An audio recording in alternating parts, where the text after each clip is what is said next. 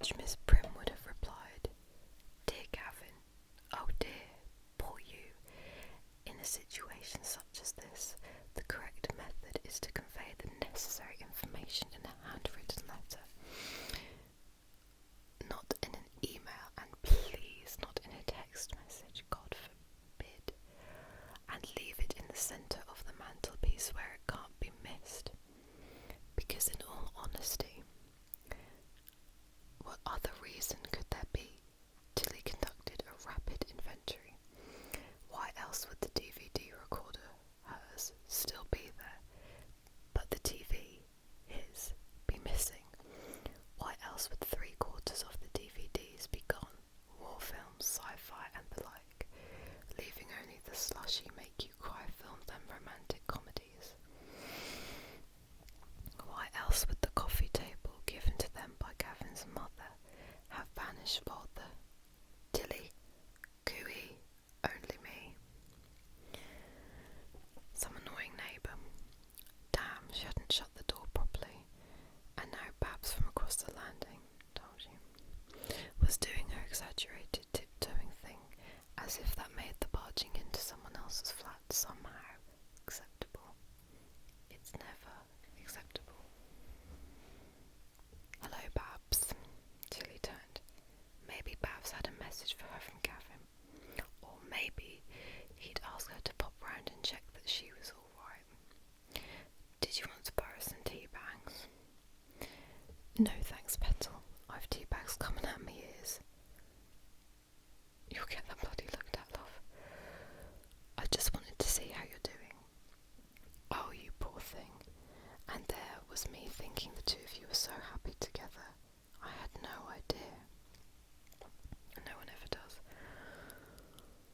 Bright green earrings jangled as Babs shook her head, overcome with emotion. "Love's young dream, that's what Desmond and I used to call you. Bless your heart, and all this time you've been bottling it up. I wish you could have told me. You know I'm always happy to listen." "I bet you are, love." Happy to listen.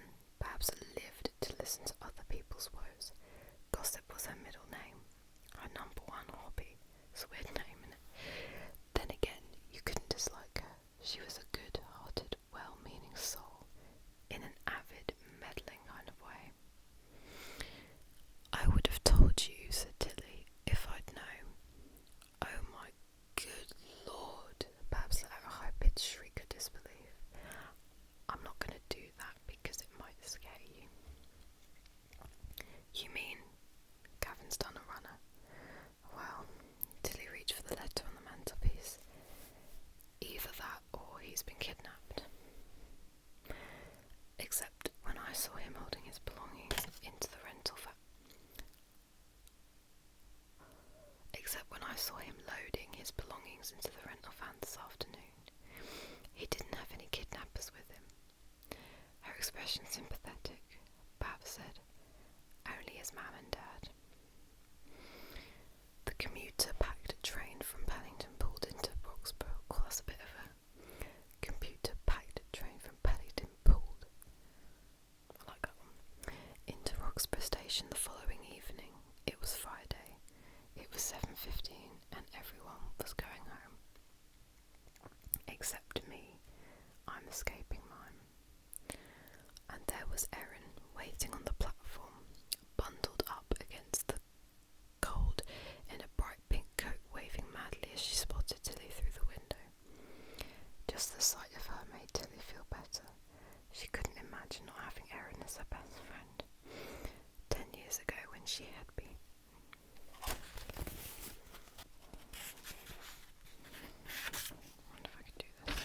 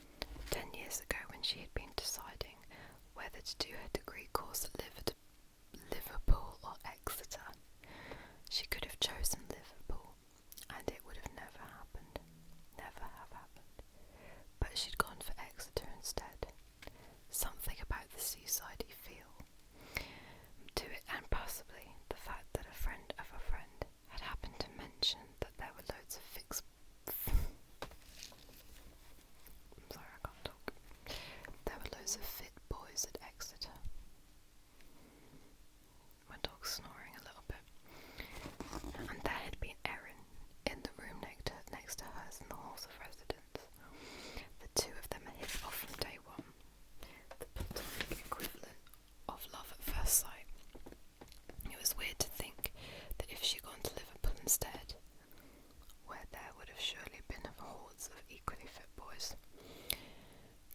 You would have a completely different best friend, a tall, skinny triathlete, say, called Monica. God, imagine that. Yeah, but you wouldn't have known any different, would you, love? And don't judge people just because they're called Monica. Stop snoring. Oof. Erin gasped as Tilly's hug knocked the air from her lungs. What's this in aid of? I'm glad you aren't a triathlete called Monica. Anyone out there who is a triathlete called Monica, I do apologise, but I didn't write this book. She's obviously just a bitch. Blimey, you and me both. Shuddering at the thought, Erin tucked her arm through Tilly's. Come on you, let's get home. I've made sticky toffee pudding. You see, Tilly beamed. Monica would never say that. She'd say, why don't we go out for a nice 10-mile run? That'll cheer us up. Erin's flat, as quirky and higgledy-piggledy as the properties that lined Roxburgh's High Street, was a one-bedroom affair situated on the first floor above the shop she'd been running as a dress exchange for the last 7 years. Working in a shop hadn't been her dream career when she'd graduated from Exeter with a first-class degree in French, but Erin's plans to work in Paris as a translator had been dashed the month after her 21st birthday when her mother had suffered a stroke.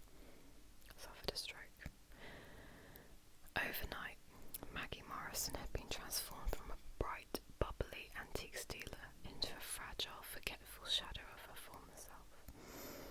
Devastated, Erin had given up the dream job in Paris and moved back to Roxburgh to nurse her mother. A complete ignoramus where antiques were concerned, she converted the shop into an upmarket dress exchange and did her best to combine caring for Maggie with keeping the business afloat. A hard task, I imagine.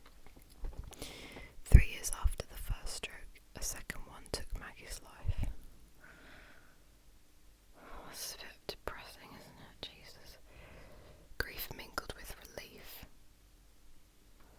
which in turn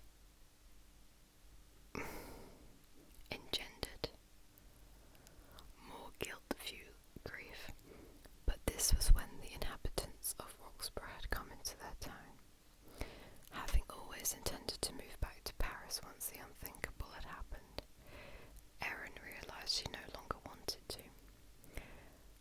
Roxburgh, an ancient market town in the centre of the Cotswolds, was a wonderful place to live. The people were caring and supportive there. There was real community spirit and the business was doing well. This was where she was happy and loved. So why move now? Exactly. And now, almost 4 years on, Erin had even more reason to be happy with her decision to stay. But she wouldn't tell Tilly yet, and not while she was still reeling from Gavin's disappearing act. That would definitely be insensitive. Although it had to be said, Tilly didn't seem to be reeling too badly. It had come as a shock, of course it had, but discovering that her live-in boyfriend had moved out appeared to have left her surprised rather than distraught. Maybe he was a dick. I phoned him this afternoon, Tilly said now, between spoonfuls of sticky toffee pudding. Honestly, you wouldn't believe it. He couldn't face telling me in person in case I cried. So doing a bunk was the only thing he could think of. He's moved back in with his parents, and he's sorry, but he just didn't feel we were going anywhere, so he left. She shook her head in disbelief. Which leaves me stuck with a flat there's no way I can afford on one salary, and I can't even advertise for a flatmate because there's only one bedroom. I mean, talk about selfish. Would you have cried if he told you face to face? What? God, I don't know, maybe. If you're madly in love with someone and they dump you, you're supposed to cry. Remember that, kids.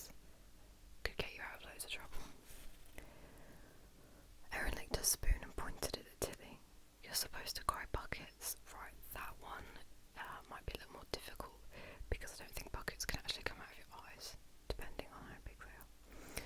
Tilly looked defensive. Not necessarily. I could be heartbroken on the inside. Buckets, repeated Erin, which makes me think you're not actually that heartbroken at all. In fact, you might actually be quite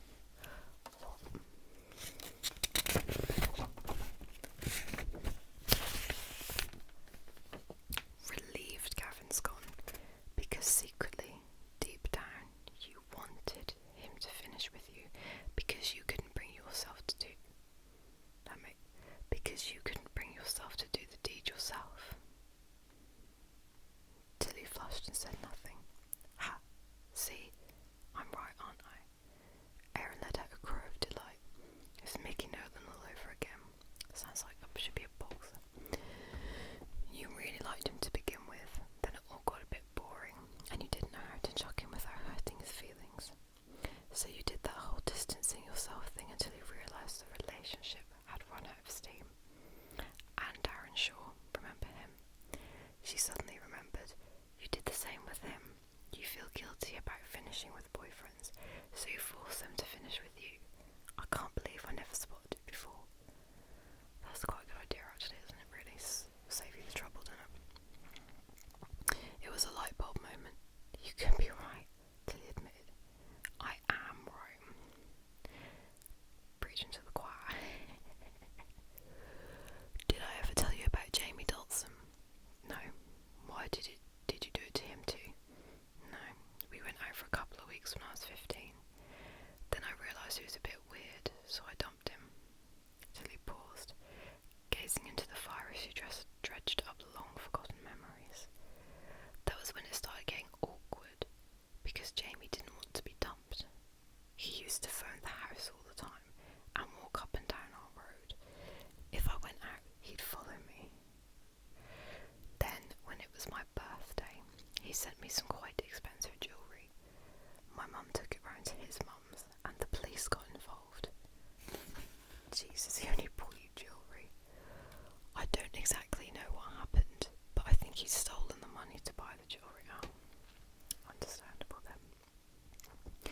Anyway, his family moved away a couple of weeks later and I never saw him again. But it frightened the living daylights out of me. And reading in the papers about ex-boyfriends turning into stalkers always creeps me out. I suppose that's why I'd rather let the other person do the dumping. That way, they're less likely to stalk you afterwards. So, you are actually quite glad Gavin's gone, said Erin. Well, it wasn't working out. He was so set in his ways.